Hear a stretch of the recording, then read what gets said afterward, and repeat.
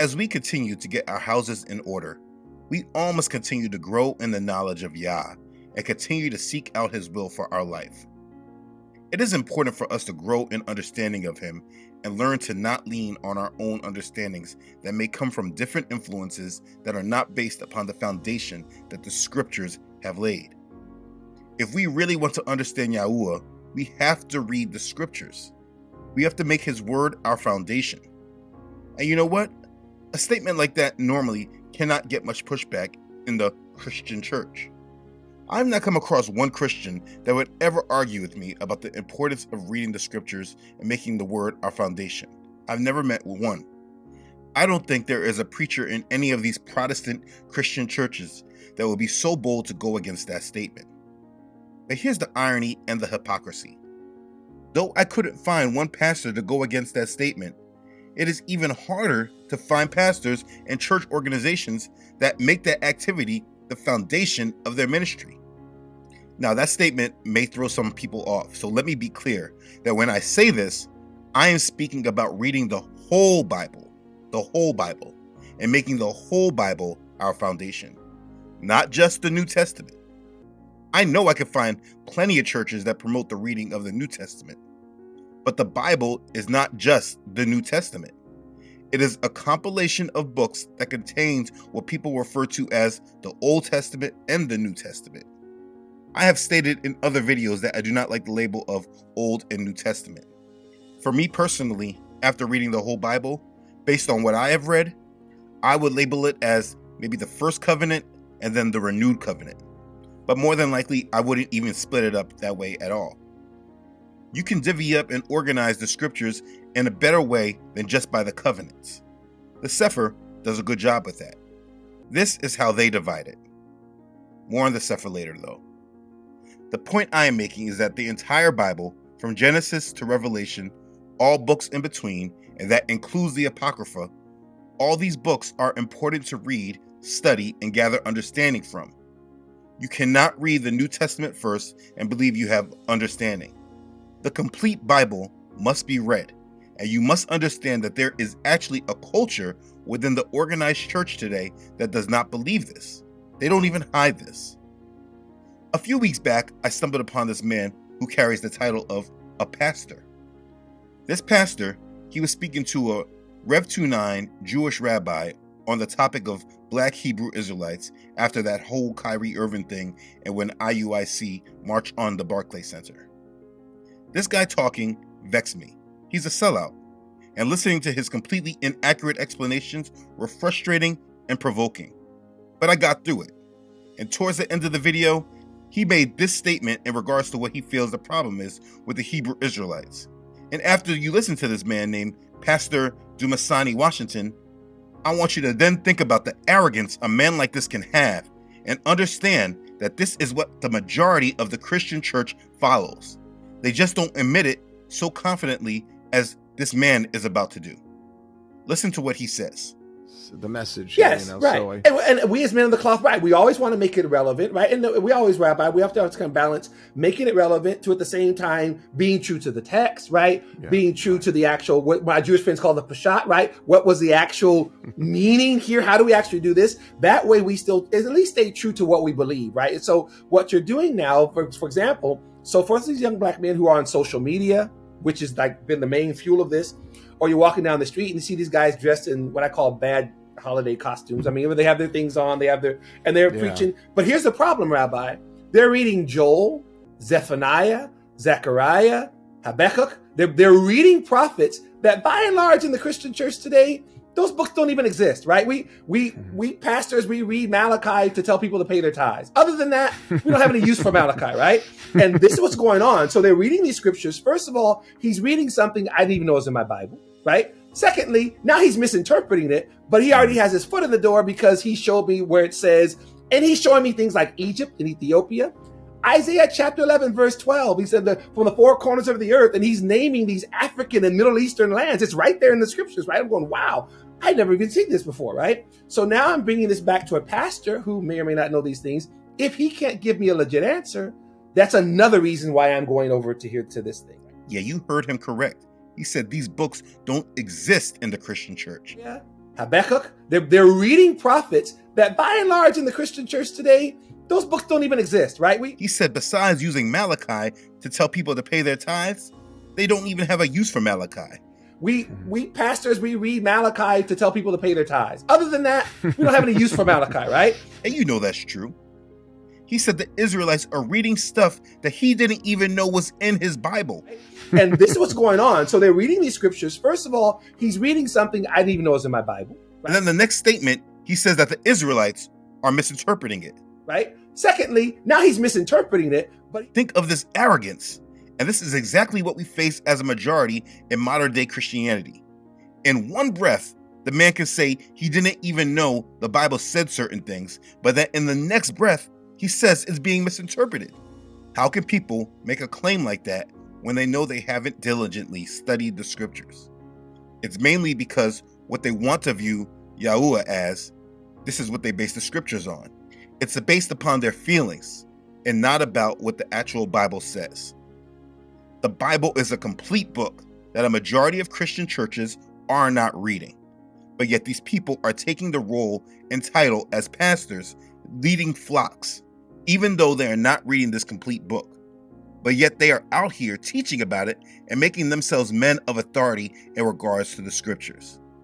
They are teaching about a book that they have partially read, and they have developed and encouraged a culture of arrogance and pride, of feeling like you can understand Yah and his will without actually reading and studying to show yourself approved. All these books in the scriptures are important. And if you want a better relationship with the Most High, you have to read the scriptures. So what we must do is be the better example and show people a better way, the right way. I don't want to be one to keep saying, read your Bible, without helping you understand how to. The most important activity you can do right now is the reading of the scriptures and applying it to your life and your worldview, making his ways and his will the foundation of your life. And again, the only way you can do this is by reading the scriptures. So I want to help you with this. We are going to discuss how to read the Bible and what exactly is in it. Let's begin. Okay, so let's first talk about which Bible to read. For me personally, I read Bibles that do not practice the ineffable name doctrine. That's the doctrine that says our Father's name is too holy to be uttered, so they replace it with titles. I personally read the Sefer and the Hallelujah scriptures. You can find a link to both in the description box. They have restored the name of our Father and do not subscribe to the ineffable name doctrine, as well as the Hellenization of names and places of the Hebrews. There is no reason to change who these people are. We should not be adapting them to our American culture. We say these names Matthew, Peter, Judah, Israel. These are all changes of culture, making them more English than Hebrew. And over time, this practice has brought about confusion by the majority, who now want to take the Bible as an American or an English faith, more than it actually being a faith of the Hebrews that the world is coming into and accepting. So I use these Bibles. I love the Sefer because it includes the Apocrypha, so you can read all the books. So your next question may be, what about the King James or New King James Bibles? Again, I do not like the practice of the ineffable name doctrine, and this is what those Bibles subscribe to. But if these Bibles are all you have right now, absolutely, you should read them. Yah can, and he will speak to you through them. These are the same Bibles I started with on my journey. Be clear that just because the Sefer is my preference does not mean that it's the rule. I am not an authority. I am just telling you what works for me and how I lead my family. For me personally, the more you read his name, the more you use his name. And being that not taking his name in vain is a commandment he gave, I want to make sure that I use his name continuously. Now, there are Bibles that I am against, and that's the New International Version and the New Living Translation, and any other Bible like them that has removed verses out and placed footnotes in its place. Those are dangerous Bibles because they have removed some of the word.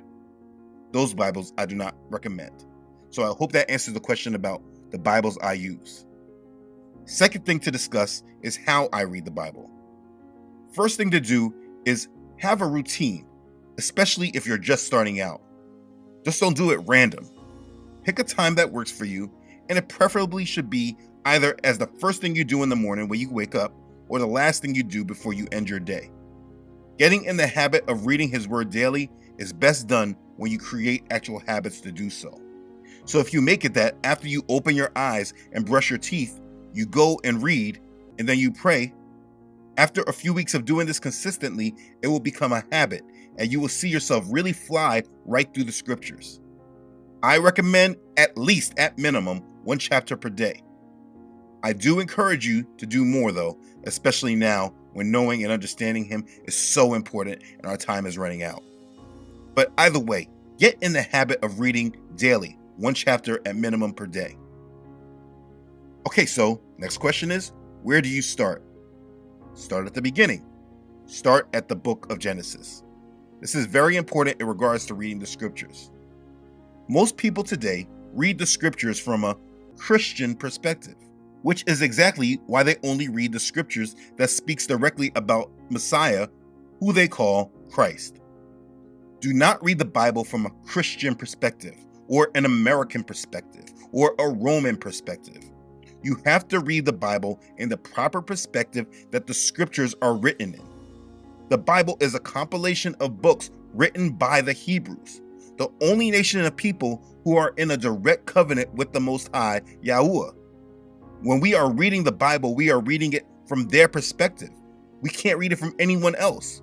Throughout their history, these scriptures are what they learned from and raised their children under. As you move throughout the different books of the Bible, please know that these scriptures are what they read as a whole. And right now, I'm speaking of the first 5 books of the scriptures, which is the Torah.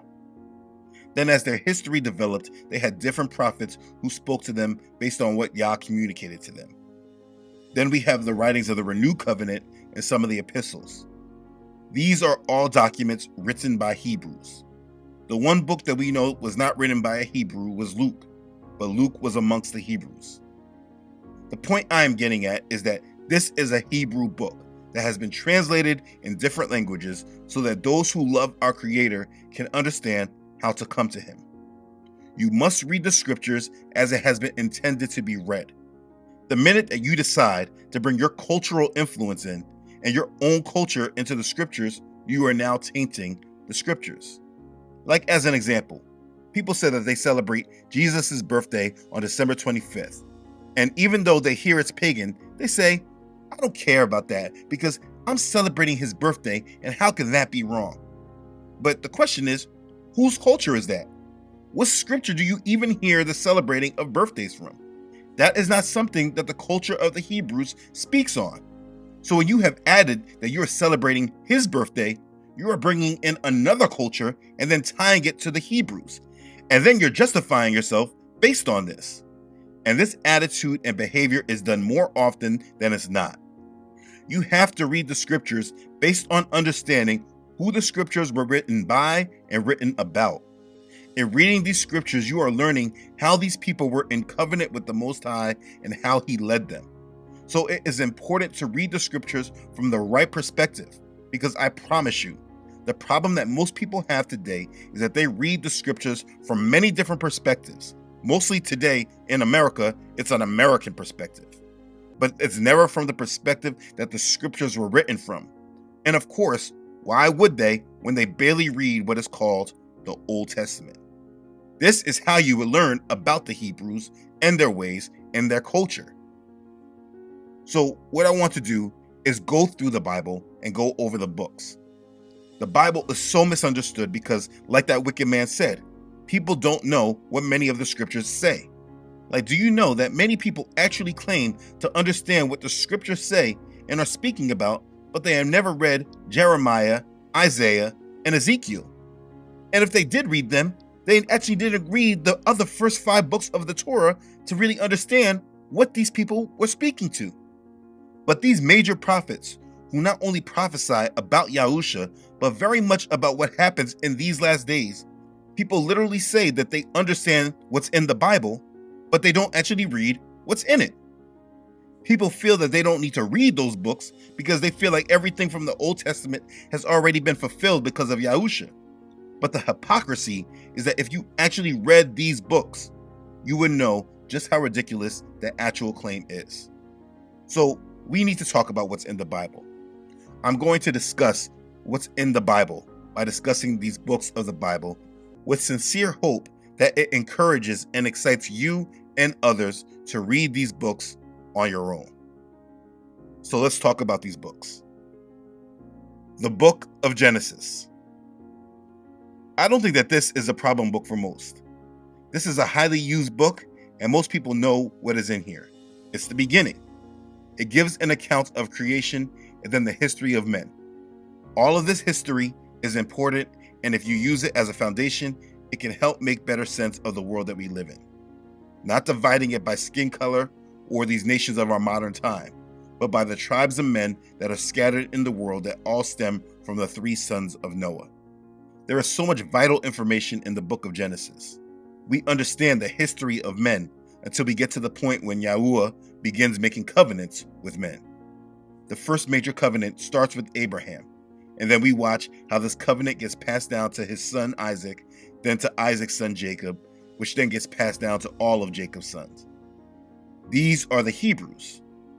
The book of Genesis begins the history of them. It is the first book of the 5 books of Moses.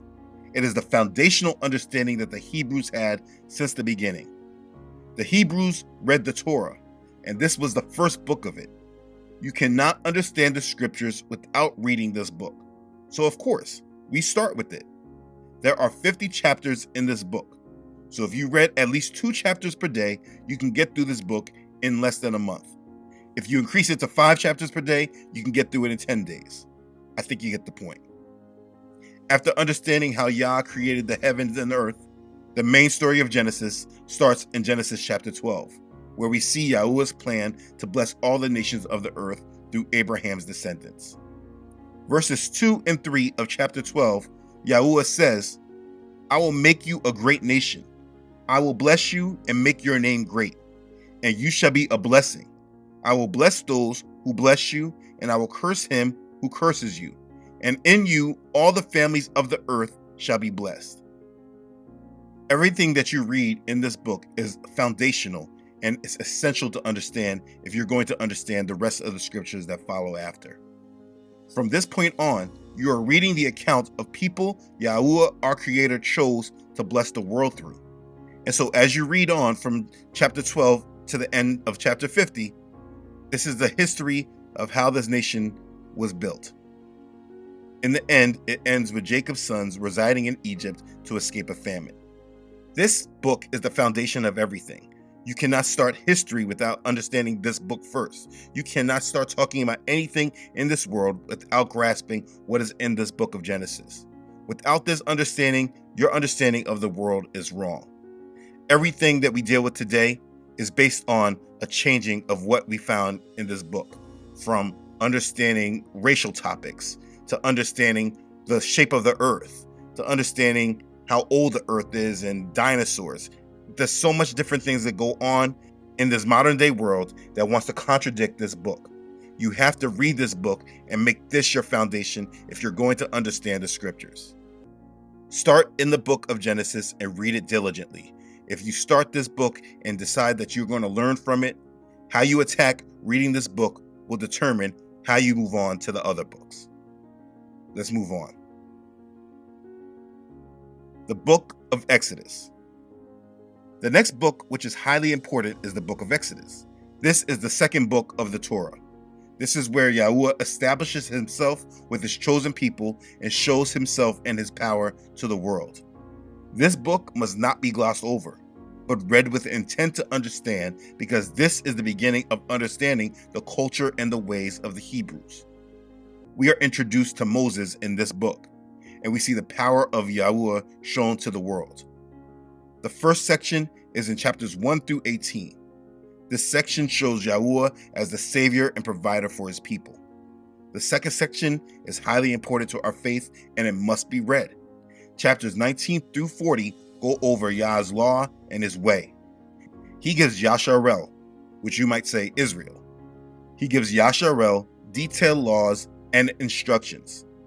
These laws reveal Yah's character and is exactly how Yasharel was called out from the rest of the world. This is their way and their culture. This was the whole setup of how the people of Yah were told to live. You cannot gloss over this. It is a whole culture, and if you want to understand the Bible, you must understand how these people lived. Exodus chapter 20 is extremely important, as it is the 10 commandments that Yahuwah gave Yasharel to abide by that showed how to live and be an example to the world. At the end of this book of Exodus, he gives instructions about the tabernacle, the construction, furnishing, and the services. As you read, you may understand that many of these instructions point to Yahusha. Like a major example is with Passover. But listen, as you read, you may understand it, or you may get a little overwhelmed by the complexity of their instructions. The point is to read it and learn about the culture of the Hebrews. It may take multiple readings of those last chapters to really understand their ways. Don't be frustrated or lose interest if you get overwhelmed. Continue to read and pray about what you're reading. You will not learn everything all at once just because you started reading. Don't think that you're going to become an expert overnight because you started reading the Bible. The important thing is to read it and not skip over it or ignore it. Just because you believe we have Yahusha, these things don't matter. That is the wrong way of thinking. Much of how Yah instructed Yasharel was a foreshadowing of Yahusha. But don't go in reading trying to make all those connections all at once. You are just starting to read. So at this point, when you're in the book of Exodus, listen, you have not gotten to Messiah yet. You are understanding the set-apart way that our Creator desires us to live. At the close of Exodus, and this book is only 40 chapters, so this is another book that with a chapter a day, sometimes two, it could easily be read in 1 month at bare minimum. But by the end, we see that Yah saved his chosen people. He gave them the instructions to live according to his standards and to be set apart from the ways of the world, to be holy and righteous in his eyes. And Yasharel agreed. The scripture says, "So Moses came and told the people all the words of Yahuwah and all the judgments. And all the people answered with one voice and said, 'All the words which Yahuwah has said, we will do.' And Moses wrote all the words of Yahuwah. And he rose early in the morning and built an altar at the foot of the mountain, and 12 pillars according to the 12 tribes of Yasharel." That's Exodus chapter 24, verses 3 and 4. And so after they agreed to his commands, the Israelites then completed the construction of the tabernacle. It says, "Thus all the work of the tabernacle of the tent of meeting was finished, and the children of Yasharel did according to all that Yahuwah had commanded Moses. So they did." That's Exodus chapter 39, verse 32. And then after the tabernacle was built, then the glory of Yahuwah came to fill it. Then the cloud covered the tabernacle of meeting, and the glory of Yahuwah filled the tabernacle. Exodus chapter 40, verse 34. And from this moment at the end of the second book of the Bible, Yahuwah was now with his people. Yahuwah saved his people, provided for them, made a covenant with them, and then taught them how he wanted them to live. And then he lived with them. "And let them make me a sanctuary, that I may dwell among them." That's Exodus chapter 25, verse 8. And all of this is foundational if you're going to understand the scriptures. That's the book of Exodus. Let's continue. The book of Leviticus. Now, in reading the Bible, this book right here is normally where things start getting a little challenging for the readers. Well, to be honest, it probably starts in Exodus around chapter 25 or so, when it starts speaking of the tabernacle. People start reading that and they get a little confused. Then the devil starts suggesting to them that they don't really need to know this because Jesus nailed all this to the cross. So they skip over this crucial book. But this third book of the Torah cannot be ignored. This is the culture and the way of the chosen people of Yahuwah. Regardless of what side you are on in the debate about following the law or not, we cannot profess a love for Yah and ignore the standard that he set for his children. Have you ever set up rules for your children that were pretty general because you are preparing their hearts to understand things better when they mature? Like setting rules in place for them so they know not to go too far and they know their boundaries and their limits. Now, as they get older, and you give them a little more room to grow, your expectations of the standard you have set never goes away. But you hope your children grow into understanding why you've made the standards. This is Yahuwah, and the thing is that so many people today do not understand him because by the time they get to this third book, they have already decided that they don't need to read this because it does not apply to them, or it's too confusing, so they run from it. And this is where the separation happens with the people who say they love Yah, but they don't truly know him. You cannot skip this book. Yahuwah's concern for his people and his desire for fellowship with them becomes more and more clear to anyone who reads carefully through the book of Leviticus. Every detailed regulation recorded in Leviticus is a revelation from Yahuwah through Moses for his people. What you will find in this book of Leviticus is how Yahuwah personally instructed the Israelites to live for him. This is exactly a book where you start understanding the Bible from a Hebrew mindset because no other people were commanded like this. And so after you understand how Yasharel was conditioned and what the culture was, you now have a strong understanding of what would be acceptable to them and what would not be. You get a clear picture of what the standard for Yasharel was. And this is a major foundation in understanding the Bible. This is the time when Yahuwah gave his standard and his ways. This is a foundational understanding of who the Israelites were and how they lived. Imagine us saying that we love Yah and desire to do his will, but we don't take the time to review the standards he put in place. The purpose of Leviticus was to show the Israelites how they could live in ritual and moral purity. When they maintained their purity, Yahuwah could live among them, and they could approach him in worship. When you read, you'll see that many of the required sacrifices described were for the atonement of sins. And hallelujah, if you know our Messiah, we know that he now is our atonement. So we no longer need to do those sin offerings or those burnt offerings. But if you are going to understand the history of Yasharel, you must understand how they lived and what they were required to do in order to be Yah's chosen, set-apart people. It's important to understand that the instructions in Leviticus were not given to Yasharel in order to help them achieve their own salvation. Salvation can never be earned. It is a gift of Yahuwah's grace. These instructions were given to the set-apart nation so that this people would know how to maintain their fellowship with Yahuwah. Then Nadab and Abihu, the sons of Aaron, each took his censer and put fire in it, put incense on it, and offered profane fire before Yahuwah, which he had not commanded them. So fire went out from Yahuwah and devoured them, and they died before Yahuwah. And Moses said to Aaron, "This is what Yahuwah spoke, saying, by those who come near me, I must be regarded as holy, and before all the people, I must be glorified." So Aaron held his peace. That's Leviticus chapter 10, verses 1 through 3. You see, for some reason, we treat him so differently. Like we can live and do however we want, but because he provides grace, we feel like no matter what, he will accept us. Instead of us who love him, living to please him and living according to his standards. We must regard him as holy. We must regard him as set apart. And when you read these laws, you understand why Yasharel was so different than all the other nations. You also realize why there is such a lack of regard to him today. Because the simple fact is that people choose not to know of him the way he is biblically, but from a point of view of how they would like to view the God of Abraham, Isaac, and Jacob. It's exactly why that man was able to say those exact words about not knowing the scriptures. In this book, there is much all believers can learn from and grow tremendously from. It is 27 chapters, so easily it can be read in a month. And learning from it, there are many different themes. Do not expect to be an expert on Levitical law by the first reading. You may not even really understand everything that you're reading the first time, but you can definitely gain understanding on Yah's standard for his children. You can learn Yah's distinction between clean and unclean.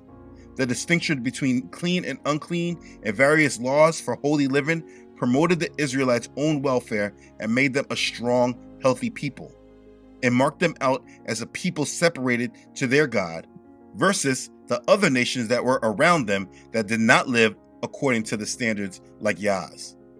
People often ask about if it's lawful for them to eat clean or unclean animals.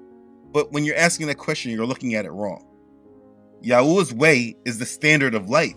He is our creator. He created our animals. If he says something is unclean, there is a reason. And if we follow and obey him, you start to really see real fruit in your life. Taking the pork and the shellfish out of our lives can bring extreme health benefits. Why wouldn't we abide by our Creator's guidance for life? He says, "For I am Yahuwah, your Elohim. You shall therefore consecrate yourselves, and you shall be holy, for I am holy. For I am Yahuwah, who brings you up out of the land of Egypt to be your Elohim. You shall therefore be holy, for I am holy." That's Leviticus chapter 11, verses 44 and 45. You must beware of those who speak against your desire to be holy and set apart because they do not desire the same. People want to tell you that you're doing too much because you're following these laws, when you're actually following our Creator because He's holy and you want to be. This is not about doing things to earn your salvation. It's about doing things to live a better life, a clean life. A majority of people's biggest issues in this life is about their health. But people would rather follow the ways of this world and inject themselves with unknown drugs all day long, but they won't take our Father's advice on the foods to eat. You have to think about whose way you're following. Let me not get off subject though. All believers can learn much from Leviticus. The holiness of Yahuwah, the necessity of holy living, the great cost of atonement and forgiveness, the privilege and responsibility of presenting only our best to Yah, the generosity of Yahuwah that enables his people to be generous. These are just some of the lessons that you find in this book. The book of Leviticus reveals the holiness of Yahuwah and his love for his people. The book of Leviticus calls Yahuwah's people of all ages to pattern their life after Yah's holy purpose, and it must be read. If you have disagreed with many of my videos and my take on many topics, it's often because books like this and the next two that I'm going to speak about are avoided in your application of your faith. Grow your understanding of Yahuwah's standard by reading this book. Let's talk about the next one. The book of Numbers. Okay, so when reading the scriptures, this book normally is what comes next for most after Exodus, when it is decided to skip Leviticus. This fourth book of the Torah is an important book of history. It goes into more history after Yasharel was freed from Egypt and now is on their way to the Promised Land. This book describes events right before the Israelites entered the Promised Land. This book deals with a lot because now we are seeing that right after Yahuwah freed his children and gave them his laws and his statutes, because things weren't happening on their timeline and according to the way they felt things should be going, the Israelites became restless and impatient. They made grave mistakes and Yahuwah disciplined them. We learn that Yahuwah loves his children, but he will scold and chastise them. It is clearly shown that we should not take him for granted, and these lessons were crucial for Yasharel to learn. And they are just as important for us who want to understand Yah. In this book, Yahuwah does discipline his children, and as you read, you will understand why. Through his instruction, Yahuwah trained Yasharel not only to worship him, but to trust in him for the ultimate victory. And those that chose not to were chastised. So let's deal with some things. When reading this book, you're going to find chapters where we go through the many names of the descendants of Yasharel. I mean, that's how this book starts off. It starts with a census, and it can discourage many people when reading. This census is important, but listen, it's normal to get discouraged or bored when reading all these names, especially if you don't know what you're to do with them at this time. If you need to, skim through those parts, but don't skip the full chapters because you could miss important information. Like for instance, as you go through chapter 1, it goes through the numbering of each tribe. But if you just skip that whole chapter, you miss at the end the important part that you need to know. But the Levites were not numbered among them by their father's tribe. For Yahuwah had spoken to Moses, saying, "Only the tribe of Levi you shall not number, nor take a census of them among the children of Yasharel. But you shall appoint the Levites over the tabernacle of the testimony, over all its furnishings, and over all things that belong to it. They shall carry the tabernacle and all its furnishings. They shall attend to it and camp around the tabernacle. Numbers chapter 1, verses 47 through 50. If you just skipped over chapter 1, you wouldn't understand how Yah decided to keep the Levites. This is very important information if you want to understand the structure of Yasharel and how things worked. So do not skip the chapters, but also do not let yourself get bored or discouraged by the census or the genealogies if you don't know what you're to do with that information yet. When you actually understand the Bible from the Hebrew perspective, you also view the numbering of Israelites from their perspective. The list were the final roll call before the battle. They prompted praise to Yahuwah for his faithfulness to the Israelites. He had protected them and multiplied their numbers even in the middle of the wilderness. The book of Numbers is broken up into two basic sections. Each of them begins with a census. The first census, found in chapters 1 through 4, numbered the men of war of the first generation of those who had left Egypt. The first generation did not trust Yah and did not thank him for his provision. They doubted him, accused him, and rebelled against his instruction. Because of that, they were disciplined, and this generation did not inherit the land promised because they had been faithless. And throughout the rest of the book, we saw that Yah did not abandon his people, but he allowed the rebellious to live out their lives while he continued to instruct them in his ways and how they could prepare their sons and daughters to enter the land. And Yahuwah spoke to Moses and Aaron, saying, "How long shall I bear with this evil congregation who complain against me? I have heard the complaints which the children of Yasharel make against me. Say to them, as I live, says Yahuwah, just as you have spoken in my hearing, so I will do to you. The carcasses of you who have complained against me shall fall in this wilderness. All of you who are numbered according to your entire number from 20 years old and above, except for Caleb the son of Jephunneh and Yahusha the son of Nun. You shall by no means enter the land which I swore I will make you dwell in. But your little ones, whom you said would be victims, I will bring in, and they shall know the land which you have despised. But as for you, your carcasses shall fall in this wilderness, and your sons shall be shepherds in the wilderness 40 years, and bear the brunt of your infidelity until your carcasses are consumed in the wilderness. According to the number of the days in which you spied out the land, 40 days, for each day you shall bear your guilt 1 year, namely 40 years. And you shall know my rejection. I, Yahuwah, have spoken this. I will surely do so to all this evil congregation who are gathered together against me. In this wilderness they shall be consumed, and there they shall die." That's Numbers chapter 14, verses 26 through 35. And that's dealing with the first section of Numbers. The second section happens after the 40 years of wandering the wilderness, and the second census is done.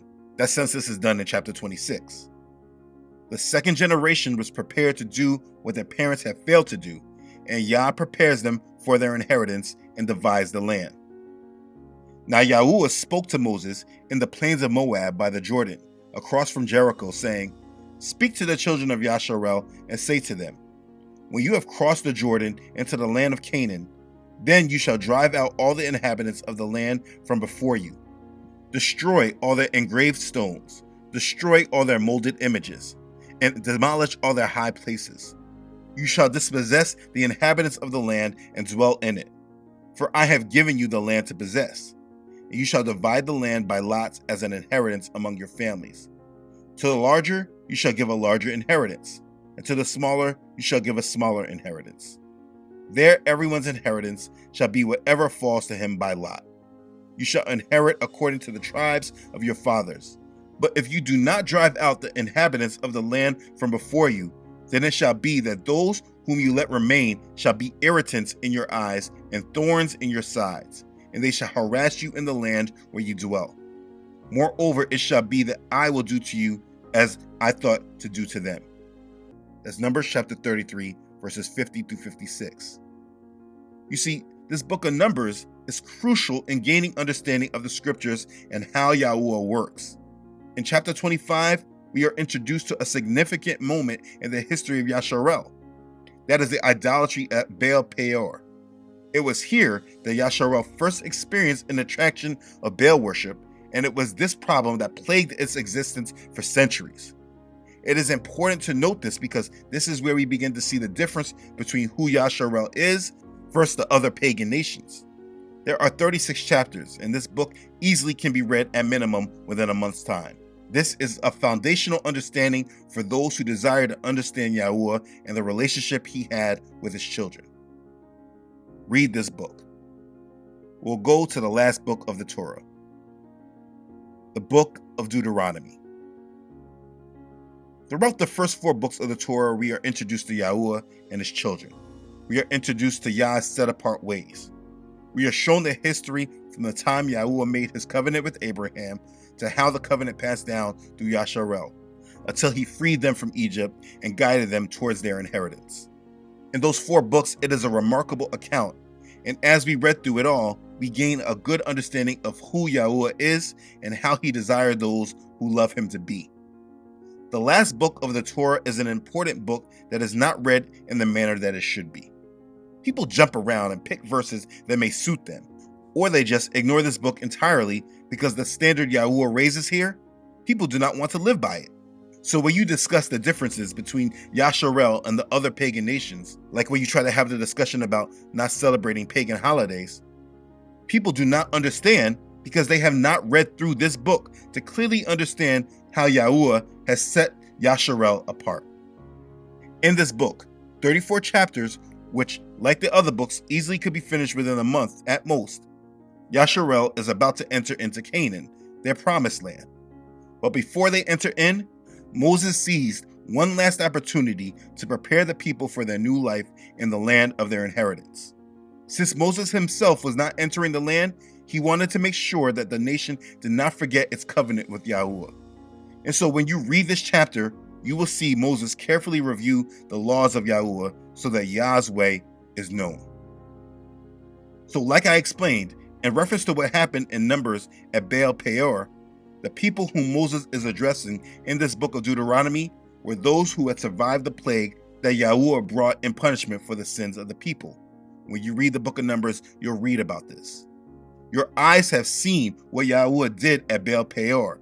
For Yahuwah, your Elohim, has destroyed from among you all the men who follow Baal of Peor.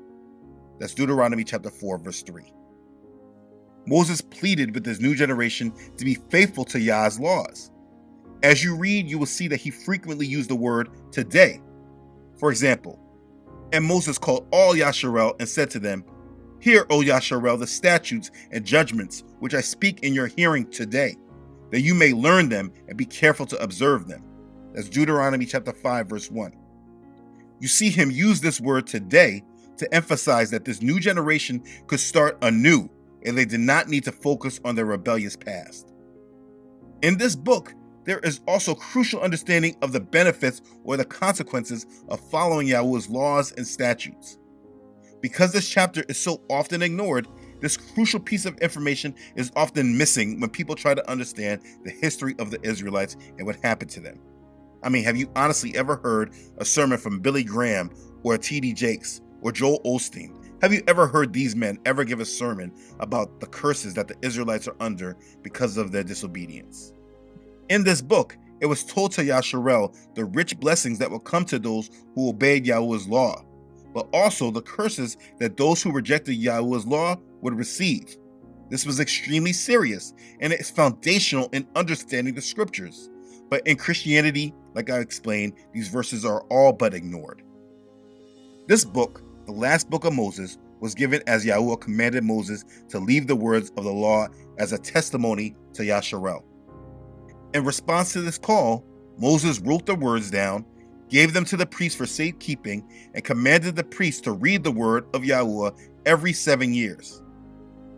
So Moses wrote this law and delivered it to the priest, the sons of Levi, who bore the ark of the covenant of Yahuwah, and to all the elders of Yasharel. And Moses commanded them, saying, "At the end of every 7 years, at the appointed time in the year of release, at the Feast of Tabernacles, when all Yasharel comes to appear before Yahuwah, your Elohim, in the place which he chooses, you shall read this law before all Yasharel in their hearing. Gather the people together, men and women and little ones, and the stranger who is within your gates, that they may hear and that they may learn to fear Yahuwah your Elohim and carefully observe all the words of this law, and that their children who have not known it may hear and learn to fear Yahuwah your Elohim as long as you live in the land which you crossed the Jordan to possess. That's Deuteronomy chapter 31, verses 9 through 13. Moses not only prepared the new generation for the coming conquest of the land, but ensured that every generation after would hear Yahuwah's laws. This book is Moses' emphasis on the covenant. And if we intend to understand Yahuwah, we cannot skip this book. I mean, the nerve of us to think that we could. If you ever thought this, repent from that thought. This book was required to be read by the whole assembly of Yasharel every 7 years so that all of Yasharel understood the covenant with Yahuwah. This was the basis of the culture of Yasharel. To think of our arrogance to believe that we know and understand Yahuwah while we ignore this foundational book is arrogance to the T. It is us ignoring the scriptures and leaning on our own understanding. And this is exactly why there is such a strong disconnect between those who say they love Yah and those who say they love Yah and actually read his word. The scriptures are it. This is the book. This is the resource, and the devil has done everything in his power to deter us from reading and believing in it. This book is remarkably awesome, and I believe that if people just understood what was in it, they would be motivated to read it, which is why I am starting this series.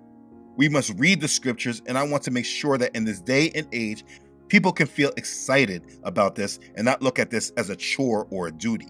I mean, isn't his word exciting you? For me, just speaking about this makes me want to go back and read again. There is always something to learn, so no one should ever say, I read this before, I don't need to do this again. This is how we gain power in this world. First we read it, then we apply it.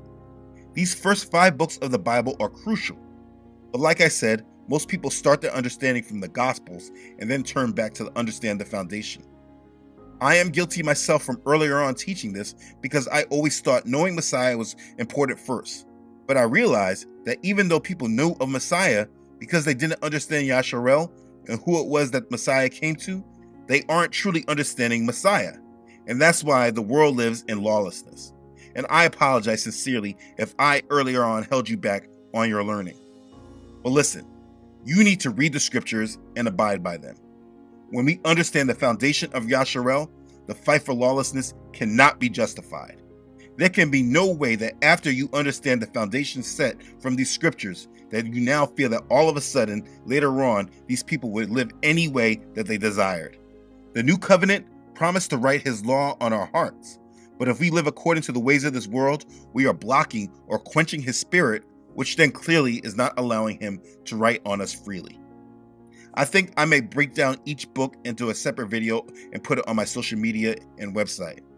I desire that in these last days, there is a sincere desire from all who love Yah to read and feed off Yah's word. And I think that Yah has led me to do this here to help you with this. Show this to your children and get an excitement of the word with them.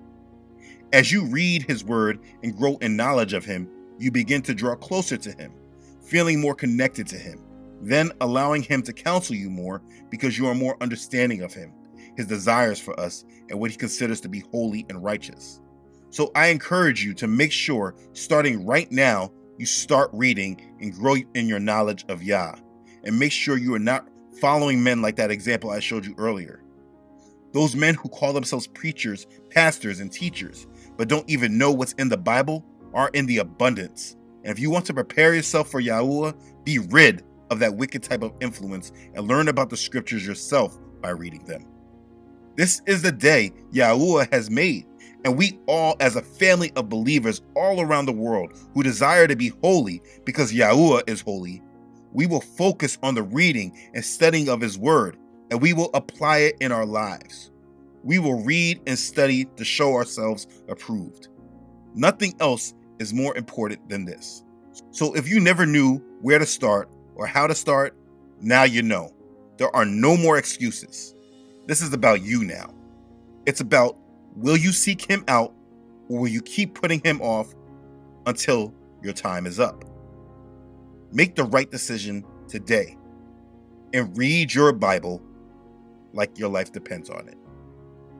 Because it does. Remember that. Be blessed. Hallelujah. Praise Yah.